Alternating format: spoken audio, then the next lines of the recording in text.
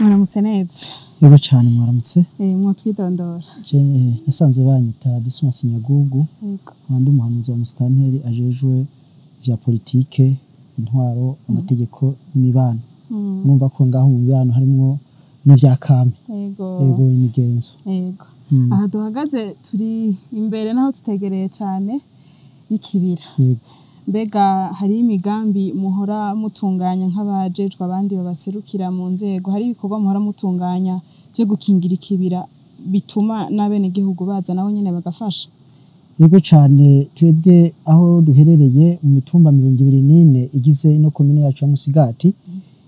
Iyo mitumba nayo ikabiri mu mazone 4 ariyo Musigati turimwo, hakaba na Muyebe hajya hirya mubona, hamwe na Kivyuka hariya na Ntamba yegereje hariya uja mu buraruko. Abo abenegihugu bose turabahimiriza, mbere ndetse twarabwiye baje mu mashira hamwe yo kugira ngo bakingire ibidukikije, kuko ibidukikije ari kirumara hononekaye mu kintu kimwe n'umuntu acapfa n'ibindi binyabuzima birashobora gupfa. Mbega nk'abatazi mu kibira bahumva kwizina gusa canke bahize mu mashure, uduciriye ku mayange nibiko umuntu akunda gusangaye mu kibira? Mu kibira hari ibintu byinshi. Hariyo ivyamwa dushobora gufungura n'ibikoko bigafungura, hariyo imboga twebwe dufungura ayo bita inderama, ayo bita isogo, hari utundi twatsi bita ubukarakara. Umuntu iyo yashonje urashobora kuburya ukamara iminsi 3 atacuraba atakindi kintu urashira mu nda. Mu ishamba hariyo ibintu byinshi dukoresha mu bya misi yose, mu gifaransa bavuga bois d'œuvre. Bois d'œuvre iriyo na bois de chauffe iriyo. Ni kuvuga bois d'œuvre ivyo dukoresha mu byo mu gikoni, kubaka amazu n'ibindi, hamwe n'ivyo gushariza inzu kamera neza canke hirya no hino. Mbere ndetse hakaboneka n'ibindi dushobora gukoresha mu gukora umuzinga ryo gushiramwo inzuki, gukora intuze ingoma, ivyo biti biriyo. Mbere ndetse hariyo n'ibindi vyatsi bita ibigomogomo, barabishobora kubikoresha mu misi heze n'ubu ku bantu badafisa mikoro baba muri zanzu za nyakatsi, kubisakarisha amazu yabo, ari bimwe twababwiye hajya ubona bita ikigomogomo.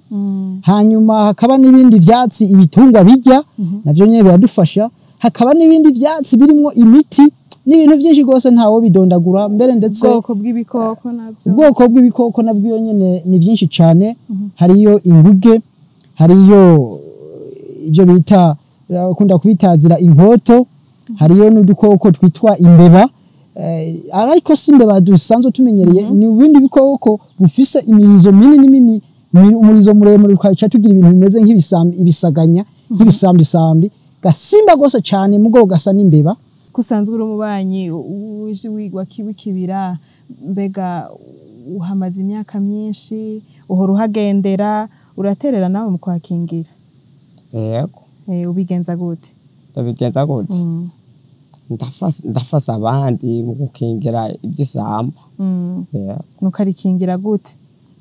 Tugukutse inkukura kugira ngo amatongo yacu ntagende, tukatse imikobeko, kugira ngo umuvo uze uhitire muri wa mukobeko, kandi niho n'uburyohe buca buza mu mirima. Wowe mu buzima bwawe ikibira kigufitiye akamaro kahe? Mu buzima bwanjye ikibira kirafitiye akamaro kubera ariso kidutunze kandi gatunga abandi bose. Yego ndiyumvamo cyane gose ko nukingira ikibira, kandi nkaja mwishira hamwe nkabihamangira gose, n'abandi bakenyeze bakabibona yuko twese tubiriye hasi rimwe ikibira cacu twogikingira kugira ngo nonekare, kubera bifitiye akamaro kanini cyane. bihora bikorohera kubikora none ufatanya n'amabanga yo mu rugo? jewe ndategura umunsi wo kuvuga ati uwo munsi ntegerezwa kumenya ikibira cacu nyene gipanze, hama havuga ati aya uwo mwanya nawe ndiko ndategura ivyo mu rugo byose nkamenya nkabiha umwanya wavyo ku buryo mu rugo atacononeka kandi no mwiryo shirahamwe niyemejemo kuba noza gukingira ikibira atacononekara nyene.